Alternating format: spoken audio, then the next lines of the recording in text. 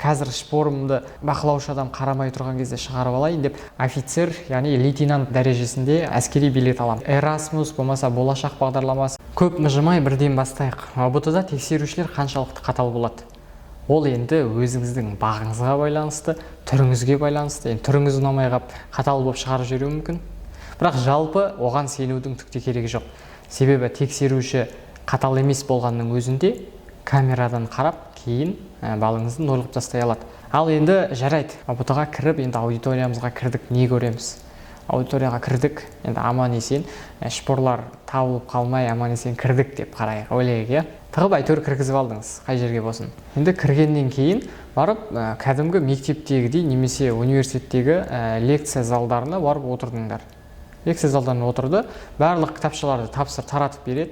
Одан кейін кітапшаларды ашпай тұра тұрыңдар дейді. Жарайды, ашпай тұра тұр дейді. Оны бірақ біреулер көбісі ашып бастап жатады уже. Ашпа деп. Сосын әйтеуір бәріне талдауды рұқсат береді. Сол кезде оқушылар алады да ашып ана жердегі асығыс аша салып бірінші бетте не бар үлгермей қалам ба деп бірден бастап кетеді. Яғни ол енді дұрыс емес. Бірінші кітапшаны ашып, яғни кітапшаның ішінде парақтары бәрі толық па, соны қарап шығу керек. А то сен қанша уақыт жаздың? Менде өзім ұбт тапсырып жатқан кезде болған, алдыңғы қатарда менен 5-6 адам алыс жерде отырған бір қыз. Сол жазып отырып, 1 сағаттан кейін қараса, математикадан есептерінің бір парағы жоқ екен. Бір парағы кәдімгі жоқ болған ода. Ол оған дейінгінің бәрін орындап келген, сөйтсе бір парағы жоқ. Енді не істейді? Босқа отырды, сонымен қайтадан о кітапшасын ауыстыратын болды. Ары қарай білмеймін, оған уақытым болмады мен қарағанға. Сондай бір дұрыс емес жағдайлар болды да. Сондай болып қалмас үшін алдын ала парақтарды тексеріп алу керек. Одан кейін сұрақтардың барлығын бір оқып шығу керек. Яғни кіре салған кезде бірден бір қиын сұрақты көріп қалатын болсаң, сенде уже стресс басталады да. Стресс деген енді оң жақ ми, сол жақ ми екеуінің арасында байланыс жоқ болып қалады. Яғни памятың уже жоғалып кетеді. Екеуінің арасында байланыс болмай қалады. Стресс болған кезде сондай болады. Енді ол миды айтып түсіндірмей ақ қояйын, оны кейін видео ретінде Instagram, YouTube-қа салатын боламын, ми қалай жұмыс істейтініне. Стресс болған кезде ұмытып қалады. Оны бәрі біледі.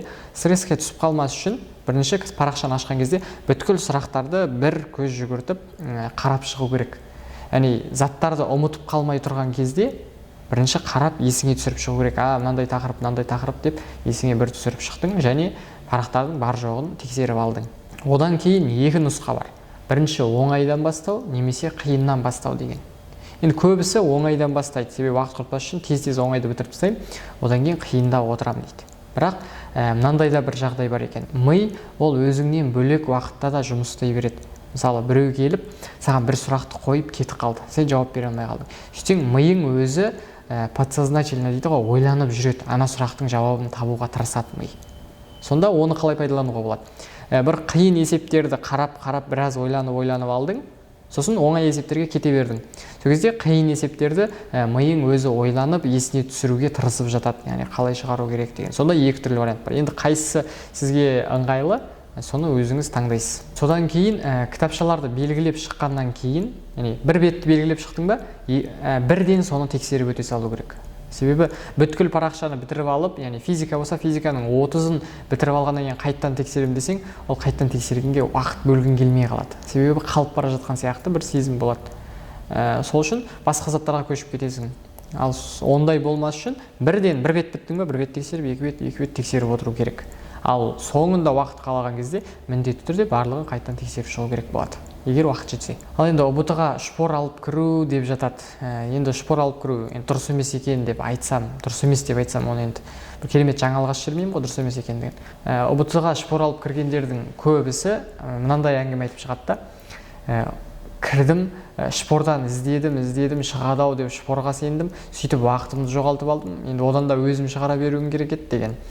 Сондай жағдайлар болып жатады. Яғни шпорға сеніп қалады. Қазір шпорымды бақылаушы адам қарамай тұрған кезде шығарып алайын деп, бақылаушы адамға қарап, соны аңдып отырады, қашан басқа жаққа қарайды деп. Яғни сонымен уақытын жоғалтып алады екен.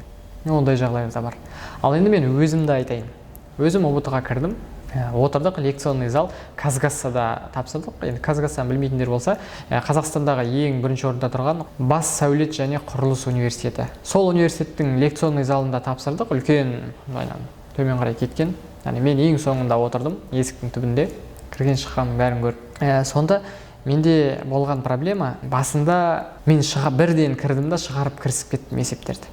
Кірісіп шығарып жатырмын, ана парақтарым толып есептелініп жатыр да. Мен үлкен жазып есептеп кетіп жатыр екем. Сөйтіп қарасам, уже менің парақтарым жетпей жатыр да. Ана жерге есебімді шығаратын орын жоқ ана жерде. Артында екі ақ парақ па, үш ақ парақ болды бос чердовикке. Өзінің кітапшамен бірге жүретін пустойларшы. Соны алып оған шығардым, одан кейін бітіп қалды. Математикамды шығардым, физикамды шығардым. Енді ана жерде жазатын орын қалмай қалды. Сосын парақты аштым да, химия дегенді жыртып алып, қойып соның үстіне араларына бос орындарына шығарып жатқан ғой. Сөйтсем бақылаушы келді да, сенікін болды, 0 балл болады сенікі. Өйткені сен ананы жыртып алып, біреуге бергелі жатсың есебін шығарып деді. Сосын енді жоқ, олай емес. Енді камерадан көрсеңдер, көріңдер. Мен кітапшаңды өткіз деді, енді өткізбеймін, камерадан артынан қарап өздерің біліп алыңдар дедім. Сосын жарайды, кетті сонымен. Химияны алдында қайттан орнына қойдым, мен жарайды, бірдеңе болып жүрмесінші дедім да. Сосын шығарып отырмын, енді оның қандай зияны тиді. Жанымдағы отырған адамдардың барлығы менің ана шығарып жатқанымды көрді да, миымды ашытып жіберді ғой. Ана брат, шығарып берші, брат, өтініш, жалынып, ана жерде ОБД-дан шыққан соң, ойбай, сені керемет қылам, бүйтіп жүрем, сөйтіп жүрем, рахметімді айтам. Қысқасы миымды ашытып жіберді. Жанымдағы ол қарай тұршы, мен шпорымды шығарып алайын дейді. Енді бақылаушы келатқан жоқ па, қарашы дейді. Мына жағымдағы сұрайды, алдымдағы сұрайды. Дым қатысы жоқ, менен алыс отырған адамдар 2-3 адам арқылы сұратып жатыр да. Сонда менің үлкен өзім жіберген қателігім, яғни ана жерде бүткіл адамның алдына бір ақылды болып көрініп қалдым деп ойлаймын да. Сондықтан олар білетінімді білді да, қайта сұрай берді, миымды ашып. Олар да біліп тұр да, мынаның мазасын ала берсем, ол маған бәрібір шығарып береді дегенші. Ақыры амал жоқ, бір-екеуін шығардым, жанымдағының бір-екеуін. Сонымен, үшім солай. Бұлай негізі жалпы физика дегеніміз, ол жалпы недасы? Менің бір қателігім сондай болды.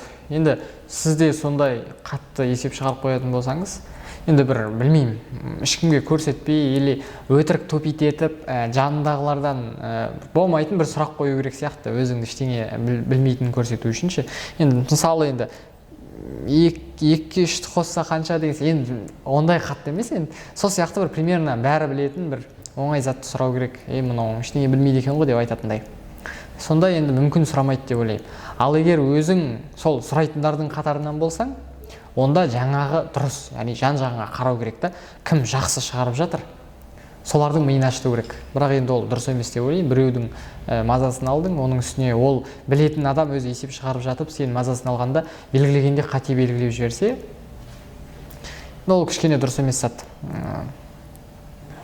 Кішкене емес, кәдімгідей біреудің өмірін құртып жіберетін зат жасап жатсың да.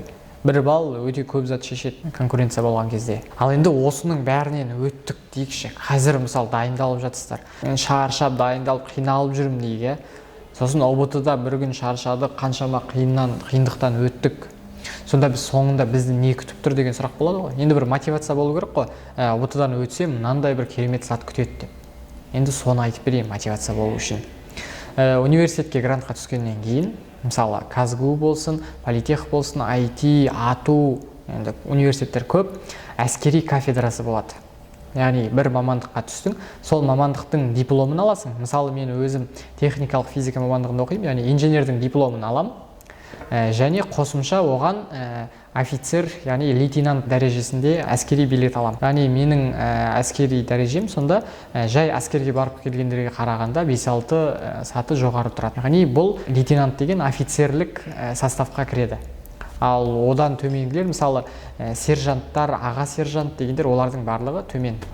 Сонда екі түрлі мамандық иесі болып шығуға болады, ұлдарға да, қыздарға да. Мысалы, біз физиктер болғандықтан бізді ПВО, яғни противовоздушная оборона дейді, сода оқыдық. Противовоздушная оборона енді ол жүгіріп шаршаудың керегі жоқ, құр компьютерлермен есептеулерді дұрыс жасап самолеттарды құлату. Әртүрлі ракета, көп заттар бар, енді оны түссеңіздер көресіздер. Ал жай филология, тіл жағында жүргендер, олар кафедра оқыған кезде олардың мамандығы алдыға түсіп алып жүгіретіндер болады ғой, автомат алып, сондайлар болады.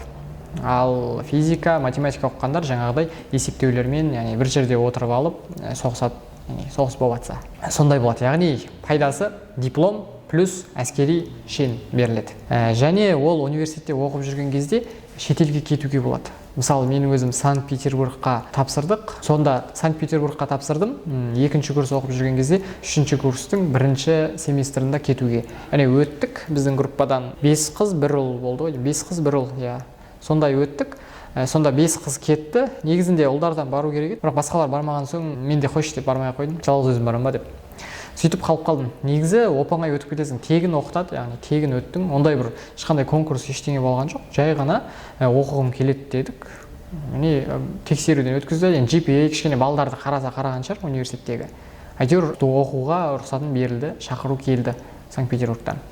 Сөйтіп ол Санкт-Петербургта бір жарты жыл оқып келді группаластар. Сосын басқа шетелдікіне тапсырып жатқан группаластарым да бар. Қазір мысалы біраз группаласым Финляндияда оқып жатыр екен. Және осы универге казгуге түсіп, одан кейін Назарбаев университетіне ауысып кеткен студенттер бар. Мысалы, Назарбаевқа тапсырып түсе алмай қалды, бірақ казгуге түсті де, казгуде 1 жыл дайындалып алып, одан кейін қайтадан Назарбаевқа тапсырып түсіп кетті. Міне сондай варианттар бар. Және магистратура оқитын болсаңыз, магистратурада ондай бір аса түсу қатты қиын емес, ағылшын тілін білсе болды.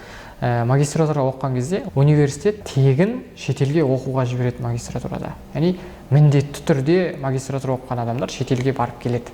Өздерің таныстарыңнан да көрген шығарсыңдар. Шетелде оқып келеді. Ал енді шетелде оқып келген ағылшын білетін адамдардың айлығы, яғни кейін жұмысқа тұрып жатсаңдар, онда айлық 1,5 есеге ма жоғары болады. Оны нақты білмейді екенмін, өздерің көріп алсаңдар болады, немесе мемлекет орындарда жұмыс істейтіндерден сұрап алсаңыздар болады. Бірақ ағылшын білмейтінге қарағанда білетін жұмыскер көбірек алады. Сондықтан шетелден келген жұмыскерлер қазақстандықтарға қарағанда көп айлық алатыны содан. Енді шетелде оқуға бағдарламалар өте көп. Қазірден бастап шетелдің университеттеріне тапсырсаңыздар болады, 11-ді бітіре салып. Erasmus болмаса болашақ бағдарламасы дейді. Болашақ бағдарламасы енді грант бөледі шетелде оқып келуге. Оны көбісі айтып жатады, байлардың балалары барады, яғни ақшасы барлар сатып алып, өтірік барады дейді. Яғни ол дұрыс емес. Не үшін? Себебі ақшасы бар байлар, олар өздері-ақ барып оқи береді о жақта. Оларға грант ұтып, конкурсқа қатысып жүру керек емес.